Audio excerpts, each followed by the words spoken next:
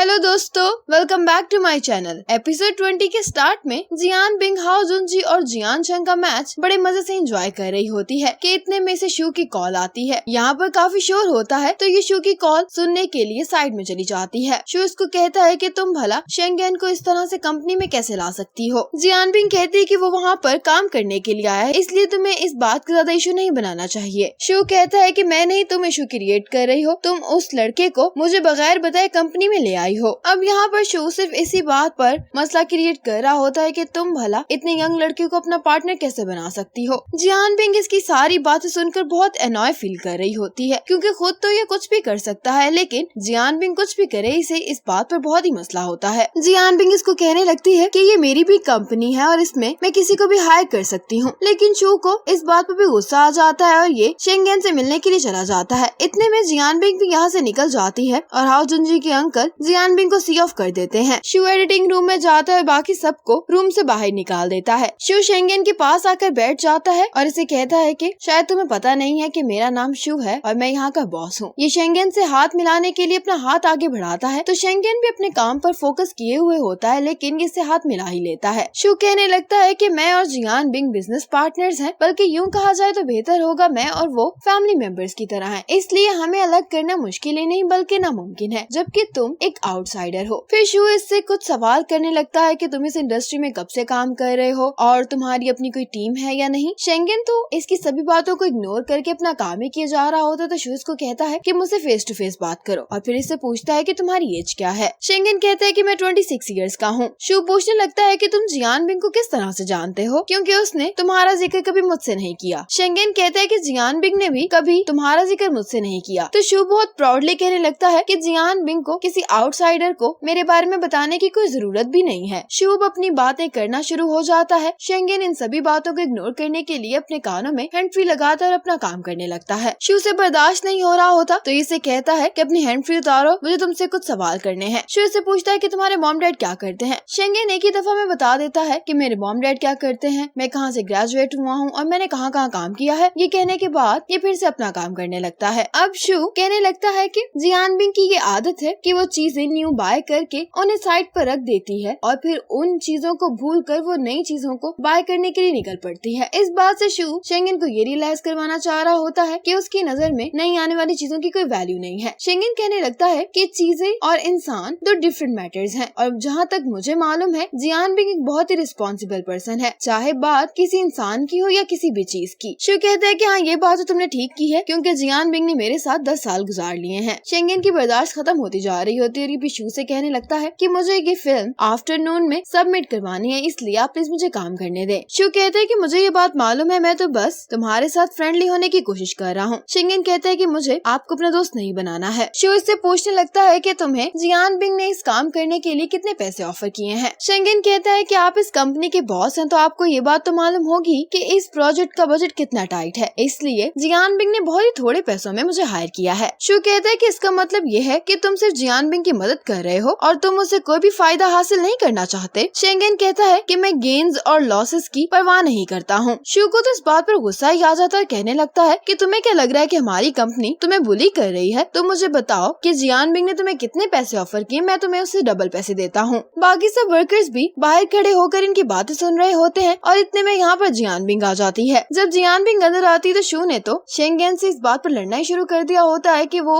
इसको अपने वीचैट में ऐड करे। जियान बिंग इन दोनों को आकर रोकती है और शू से कहती है कि तुम बाहर आओ क्योंकि मुझे तुमसे बात करनी है। शू जियान बिंग से कहने लगता है कि अगर तुम इस लड़के को डेट करना चाहती हो तो तुम्हें इसे अपनी कंपनी में हायर करने की जरूरत नहीं है। जियान बिंग को इस बात पर गुस्सा आ जाता है और कहने लगती है कि तुम्हें ऐसा क्यों लग रहा है कि मैं इस लड़के को डेट कर रही हूँ। शू कहता है कि मैं अंधा नहीं हूँ। जियान बिंग कहती है कि अगर हम डेट कर भी रहे हैं तो इस बात का तुमसे तो अब कोई ताल्लुक नहीं है। शू कहते हैं कि कंपनी और कंपनी में तुम लोग डेट नहीं कर सकते हो। जियान बिंग कहती है कि अगर तुम इतने ही प्रोफेशनल होते तो तुम शेन के साथ अपना रिलेशनशिप कभी भी स्टार्ट नहीं करते। ये कहकर जियान बिंग यहाँ से चली जाती है। दूसरी तरफ गेम के दौरान जियान चंग नीचे गिर जाती है और इसको वहीं पर चोट लगती है जहाँ पर इसको पहले लगी होती है। ये लोग जल्दी से एम्बुलेंस को कॉल करते हैं और अब जियान चंग को हॉस्पिटल लेकर जाया जा रहा होता है। अब जियान बिंग शेंगेन के पास आती है और उससे पूछती है कि तुम दोनों किस बारे में बात कर रहे थे। शेंगेन कहने लगता है कि शू ने मुझे अपने आप से इंट्रोड्यूस करवाया, फिर वो मुझे बता रहा था कि तुम लोगों की कंपनी में जो डिवाइसेस हैं वो बहुत बहुत प्रोफेशनल है और बहुत सी इस तरह की बातें। हम दोनों तो इस कन्वर्सेशन में इतना करीब आ गए थे कि हम दोनों एक दूसरे को बस वीचैट पर ऐड ही करने वाले थे। जियान बिंग को भी पता होता है कि शेंगेन इसे झूठ बोल रहा है। शेंगेन जब जियान बिंग को अपना डिजाइन दिखाने वाला होता है तो जियान बिंग यहाँ पर पड़े एस्ट्रे को देखती है जो कि शू गुस्से में शेंगेन को मारने के लिए लाया होता है। और फाइनली मैच हाओ जुनजी और जियान चंग की टीम जीत गई होती है। गेम खत्म करने के बाद हाओ जुनजी जल्दी से हॉस्पिटल आता है जियान चंग को देखने के लिए। अंकल पहले से ही वहाँ पर मौजूद होते हैं तो ये अपने अंकल से पूछता है कि डॉक्टर्स ने क्या कहा है। अंकल कहते हैं कि जियान चंग की इंजरी काफी सीवियर है, इसीलिए शायद अब वो आइस हॉकी भी ना खेल पाए। ये बात हाओ जुनजी के लिए बहुत शॉकिंग होती है। ये जियान चंग से अंदर मिलने के लिए जा रहा होता है तो अंकल इसे कहते हैं कि वो भी सो रही है, इसलिए तुम उसे डिस्टर्ब नहीं करो। अंकल इसको ये भी कहते हैं कि हाओ जुनजी तुम्हें ये बात नहीं भूलनी चाहिए कि तुम्हें बहुत जल्द अब्रॉड चले जाना है। हाओ जुनजी कहता है कि अंकल अगर मैं इस तरह अब्रॉड चला भी गया तो मुझे नहीं लगता कि मैं अपनी क्लासेस में फोकस कर पाऊंगा। हाओ जुनजी अब जियान चंग से मिलने के लिए जाता है। जियान चंग इससे बस एक ही सवाल पूछती है कि मुझे बस जल्दी से ये बता दो कि हम लोग हार गए हैं जीत गए हैं। हाओ जुनजी को कहता है कि हम लोग जीत गए हैं। पहले तो जियान चंग को इस बात पर बिल्कुल भी यकीन नहीं आता है तो हाओ जुनजी को कहता है कि तुम्हें मेरी एबिलिटीज पर अब इतना भी शक नहीं करना चाहिए। इस बात पर तो जियान चंग बहुत ही खुश हो जाती है कि इन्होंने जिसके लिए इतनी मेहनत की थी वो मेहनत इनकी जाया नहीं गई। आज मिस्टर ही स्टूडियो आए होते हैं और अब ये जियान बिंग की बनाई हुई एड देख रहे होते हैं। ये एड तो मिस्टर ही को बहुत ही पसंद आती है। वो कहने लगते हैं कि ये आइडिया पहले वाले आइडिया से बहुत अच्छा है। शू कहने लगता है क्या फिक्र नहीं करें, अभी तो ये एक रफ लुक है, हम अभी इसको और रिफाइन करेंगे तो रिजल्ट्स और बेहतर हो जाएंगे। मिस्टर ही कहते हैं कि ये तो ठीक है, अब आप एक और वर्जन भी मुझे इसका शूट कर देंगे। शेन कहने लगती है कि आप तो पहले ही जानते हैं कि हमारा बजट बहुत टाइट है तो हम दूसरा वर्जन आपको शूट कर नहीं दे सकते। तो मिस्टर ही कहते हैं कि आप पहले वाले प्लान को ही फॉलो करेंगे और दोनों वर्जन के पैसे मैं दूंगा। इस बात पर तो शेन और शू बहुत ही खुश हो जाते हैं। क्लाइंट के यहाँ से जाने के बाद जियान बिंग शेंगेन के पास आते हैं तो शेंगेन इससे पूछता है कि क्लाइंट ने तुम्हारी एड देखने के बाद क्या कहा। तो जियान बिंग कहती है कि क्लाइंट को हमारी एड बहुत ही पसंद आई है। इस बात पर ये दोनों ही बहुत खुश दिखाई दे रहे होते हैं। जियान बिंग कहती है कि मिस्टर ही तो इतने खुश हो गए थे कि वो हमें अपने साथ डिनर के लिए लेकर जाना चाहते थे। शेंगेन कहता है कि फिर तुम उन लोगों के साथ क्यों नहीं गई। जियान बिंग कहती है कि अगर मैं चली जाती तो फिर तुम क्या करते। शेंगेन कहता है कि तुम्हें मेरी फिक्र करने की जरूरत नहीं है। जियान बिंग कहती है कि मुझे तुम्हारे लिए आज वेट करना था क्योंकि तुमने आज मेरी बहुत मदद की है। क्लाइंट ने हमारे साथ रिकॉन्ट्रैक्ट कर लिया है और एक और प्रोजेक्ट का भी हमारे साथ कॉन्ट्रैक्ट कर लिया है। ये सुनकर तो शेंगेन और भी ज्यादा खुश हो जाता है और जियान बिंग से कहता है कि तुम वाकई में बहुत ग्रेट हो। जियान बिंग इसको कहती है कि तुम अपना काम कंप्लीट कर लो तो फिर हम दोनों बाहर खाना खाने के लिए जाएंगे। जियान बिंग कहती है लेकिन इससे पहले मुझे तुम्हारे पैसे तुम्हें ट्रांसफर करने हैं। शेंगेन कहते हैं कि तुम मुझे पैसे नहीं दो क्योंकि मैं तुम्हारी मदद सिर्फ पैसों के लिए नहीं कर रहा था। जियान बिंग कहती है कि जब कोई आपको पैसे ट्रांसफर करता है तो आपको वो पैसे एक्सेप्ट कर लेने चाहिए इससे पहले कि आपका माइंड चेंज हो जाए और उसके बाद आपको रिग्रेट करना पड़े। शेंगेन भी इस दफा आर्ग्यू नहीं करता है और इसके दिए हुए पैसे एक्सेप्ट कर लेता है। शेंगेन कहता है कि लेकिन आज का डिनर मैं तुम्हें करवाऊंगा। जियान बिंग कहती है कि मैं तुम्हें ट्रीट दे रही हूँ। शेंगेन कहता है कि तुमने मुझे ज्यादा पैसे ट्रांसफर कर दिए हैं और फिर ये हंसते हुए कहने लगती है कि हम दोनों हमेशा पैसों वाली बात पे आर्ग्यूमेंट क्यों करते हैं। शेंगेन इस बात पे मुस्कुरा देता है तो जियान बिंग भी कहती है कि आज मैं बहुत खुश हूँ इसलिए तुम मुझे डिनर करवा सकते हो। जियान बिंग कहती है कि तुम्हारा कितना काम रह गया है तो शेंगेन कहता है कि सिर्फ 20 मिनट्स का काम बाकी रह गया है। फिर जियान बिंग शेंगेन के साथ ही बैठ जाती है और ये दोनों मिलकर काम करने लगते हैं। हाओ जुनजी के अंकल हॉस्पिटल आते हैं और इसको कहते हैं कि तुम्हें अब जियान चंग की बहन को बता ही देना चाहिए क्योंकि जियान चंग को यहाँ पर हाफ मंथ रहना होगा। और मुझे जियान चंग के काउंसलर की भी कॉल आई थी, वो चाहता है कि जियान चंग बेड रेस्ट के लिए अपनी एप्लीकेशन सबमिट करवा दे। हाओ जुनजी कहने लगता है कि जियान बिंग की बहन उसको बहुत डांटेगी। अंकल कहते हैं कि वो उसकी बहन है और ये जानना उसका हक है, वैसे भी तुम्हें इन दोनों बहनों के मामले में नहीं पड़ना चाहिए। हाओ जुनजी कहता है कि जियान चंग ने मुझे बताया था कि इनकी फैमिली में ये बात अच्छी नहीं समझी जाती कि आप एक दूसरे को मुश्किल में डालें। अंकल इसको कहने लगते हैं कि तुम्हें पता था ना कि पहले भी जियान चंग को चोट लगी हुई है। तो हाओ जुनजी कुछ नहीं कहता तो अंकल इसको मारने लगते हैं, कहते हैं कि तुमने एक बहुत ही बेवकूफाना डिसीजन लिया था, अब देखो उसकी वजह से इसको कितनी और ज्यादा चोट लग गई है। हाओ जुनजी के अंकल इंसिस्ट कर रहे होते हैं लेकिन फिर भी तुम्हें उसकी बहन को बताना चाहिए। तो हाओ जुनजी कहता है कि मैं इसका कैप्टन हूँ और मैं पेशेंट की विश की रिस्पेक्ट करता हूँ, इसलिए आपको भी करनी होगी। अब पेन एक रेस्टोरेंट में आई होती है और थोड़ी देर बाद यहाँ पर सोंगचन भी आ जाता है। ये यहाँ पर अपनी एक फ्रेंड से मिलने के लिए आया होता है जिससे ये फोन पर बातें करता होता है, लेकिन जब ये इस लड़की को देखता है तो बहुत हैरान होता है क्योंकि इंटरनेट पर जो इसने इसकी फोटो देखी होती है उससे बहुत ही डिफरेंट होती है। पेन बड़े गौर से देख रही होती है कि सोंगचन यहाँ पर क्या कर रहा है और फिर जब सोंगचन भी पेन को देख लेता है तो ये इसको मैसेज करता है। जब ये दोनों काम कर रहे होते हैं तो जियान बिंग कहती है कि आज एक स्पेशल डे है, तो क्या हम सेलिब्रेट करने के लिए ड्रिंक भी करेंगे, और वैसे भी आज मैं अपनी गाड़ी के जरिए से घर नहीं जाऊंगी। शेंगेन कहते हैं कि ठीक है, फिर हम दोनों साथ में सबवे ले लेंगे। इतने में यहाँ पर शेन आ जाती है। जियान बिंग जब इसको देखती है तो शेन इसको कहती है कि मुझे तुमसे बात करनी है। शेन जियान बिंग से कहती है कि लास्ट टाइम तो तुमने शेंगेन को रिजेक्ट कर दिया था, लेकिन अब शेंगेन हमारी कंपनी के लिए एक प्रोजेक्ट कर रहा है। क्या तुम मुझे एक्सप्लेन करोगे कि अभी क्या हो रहा है? जियान बिंग कहती है कि वो यहाँ पर सिर्फ मेरी हेल्प करने के लिए आया है। शेन कहती है कि मुझे इस तरह के एक्सक्यूजेस नहीं सुनने हैं, मैं बस ये जानना चाहती हूँ कि क्या तुम्हारे दिल में शेंगेन के लिए फीलिंग्स है या नहीं। जियान बिंग खामोश हो जाती है इस बात पर, काफी कंफ्यूज दिखाई दे रही होती है। शेन कहती है कि तुम दूसरों को तो बेवकूफ बना सकती हो, लेकिन अपने आप को नहीं। मैं तुम्हें सिर्फ एक बात रिमाइंड करवाना चाहती हूँ, कुछ अनइम्पोर्टेंट रीजंस की वजह से तुम इस रिलेशनशिप को मिस ना करो। जियान बिंग को शेन की बातें परेशान कर रही होती तो इसे कहती है कि तुम्हें यहाँ से चले जाना चाहिए। दूसरी तरफ जब ये लड़की रेस्टरूम चली जाती है तो सोंगचिन पेन के पास आता है। सोंगचिन इससे पूछता है कि क्या अगर मैं यहाँ से चला जाऊँ तो कुछ ज्यादा तो नहीं होगा ना? पेन कहती है कि तुम इस लड़की को इस तरह से क्यों छोड़कर जा रहे हो, ये इतनी क्यूट तो है। ये इसको तंग करते हुए कह रही होती है। सोंगचिन इससे कहता है कि तुम यहाँ पर क्या कर रही हो? मुझे तो लगता है कि तुम भी यहाँ पर ब्लाइंड डेट के लिए आई हो। मुझे तो लगता है जिससे तुमने मिलना था वो इसलिए नहीं आया क्योंकि उसे तुम पहले ही पसंद नहीं आई होगी। पेन कहती है कि मैं वाकई में बहुत अनलकी हूँ, इतनी बड़ी दुनिया में मैं जहाँ भी जाती हूँ तुम मुझे मिल जाते हो। सोंगचिन कहता है कि इसको फेट कहते हैं। पेन इसकी बात पर हंसी रही होती है कि इतने में वो लड़की वापस आ जाती है। अब जियान बिंग और शेंगेन सबवे से जब जा रहे होते हैं, शेंगेन जब स्टैंड पकड़ने लगता है तो गलती से ये जियान बिंग का हाथ पकड़ लेता है। शेंगेन को जब रियलाइज होता है कि इससे मिस्टेक हो गई है तो ये जल्दी से अपना हाथ साइड पर कर लेता है, लेकिन यहाँ पर ये दोनों बहुत ही ऑकवर्ड सिचुएशन में होते हैं। इसी मोमेंट पर हमारी ये एपिसोड यहीं पर खत्म हो जाती है।